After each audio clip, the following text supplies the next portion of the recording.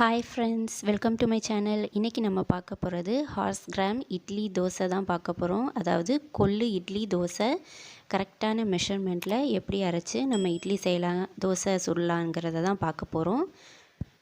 இப்போ நான் ஒரு கப் கொள்ளு எடுத்திருக்கேன். அதை 3 டைம்ஸ் நல்லா வாஷ் பண்ணிவிட்டு 5 ஹார்ஸ் ஊற வைக்கணும். அப்போ தான் உளுந்து மாதிரி இந்த பருப்பு நல்லா அரைக்க பொங்கி வரும். நம்ம இதுக்கு உளுந்து எதுவுமே ஆட் பண்ணலை, வெறும் இந்த கொள்ளு இட்லி அரிசி தான் ஆட் பண்ணுறோம்.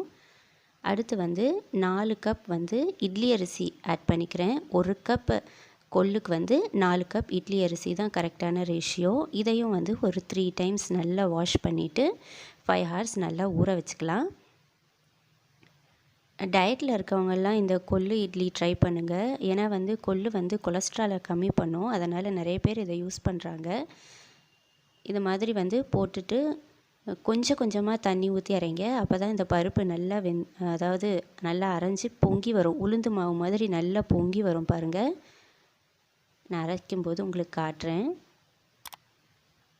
கொஞ்சம் கொஞ்சமாக தண்ணி ஊற்றி அரைங்க. முடிஞ்ச அளவுக்கு ஐஸ் க்யூப்ஸ் போடுங்க, இல்லைன்னா ஐஸ் வாட்டர் ஊற்றி நல்லா மாவரைங்க. பாருங்கள், கொஞ்சம் நேரத்தில் இந்த மாதிரி வந்துருச்சு. இன்னும் நல்லா பொங்கி வருங்க. கொள்ளு இட்லி சுகர் பேஷண்ட் கண்டிப்பாக சாப்பிடணும். அதே மாதிரி டயட்டில் இருக்கவங்களும் இதை கண்டிப்பாக யூஸ் பண்ணுங்கள். கொலஸ்ட்ரால் ரொம்பவே கம்மி பண்ணும். இது உடம்புக்கு ரொம்ப நல்லது. இது டயபெட்டிக் பேஷண்ட் அல்லாமல், டயட்டில் இருக்கவங்களும் அல்லாமல், நம்ம குழந்தைங்களுக்கு கூட இதை சின்ன வயசுலேருந்தே இந்த மாதிரி நாம் சாப்பிட அவங்களுக்கு கொடுத்தோன்னா அதுவே அவங்களுக்கு பழகிரும். அதை மாதிரி நம்ம பாரம்பரியமான உணவு வகைகள் நிறைய இருக்குது. அதை நம்ம கொஞ்சம் கொஞ்சமாக நம்ம பசங்களுக்கு நம்ம சொல்லிக் கொடுக்கணும். சொல்லிக் கொடுக்கறது அல்லாமல் நம்ம இந்த மாதிரி செஞ்சும் அவங்களுக்கு கொடுக்கணும். அப்போ தான் அவங்களும் மறக்க மாட்டாங்க. இந்த டேஸ்ட்டும் நமக்கு மறக்காது. பார்த்திங்களா, இந்த மாதிரி உளுந்து மாவு இந்த மாதிரி நல்லா பொங்கி வந்திருக்கு பாருங்கள். இப்போ நம்ம ஊற வச்ச இட்லி அரிசியை இதோட நான் ஆட் பண்ணிக்கிறேன்.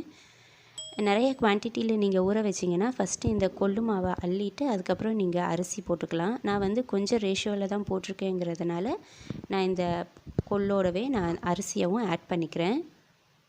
நல்லா ரவை பதத்துக்கு அரைங்க. இந்த கொள்ளு இட்லி ரொம்பவே உடம்புக்கு நல்லது. அதோடவும் இந்த கொள்ளு இட்லி ரொம்ப டேஸ்ட்டாக இருக்குங்க. இட்லி ஆகட்டும், தோசை ஆகட்டும், எல்லாமே சூப்பராக இருக்கும். இதை நீங்கள் கண்டிப்பாக ட்ரை பண்ணுங்கள் வீட்டில்.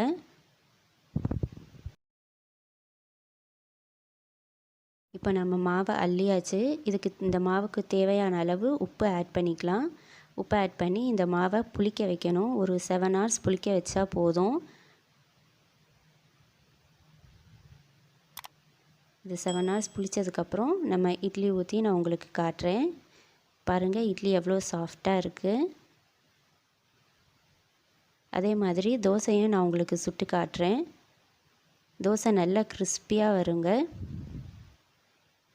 இந்த கொள்ளு இட்லி, கொள்ளு தோசையை நீங்கள் வீட்டில் செய்து பார்த்துட்டு எப்படி இருந்துச்சுன்னு உங்கள் கமெண்ட்ஸ் எனக்கு கண்டிப்பாக சொல்லுங்கள்.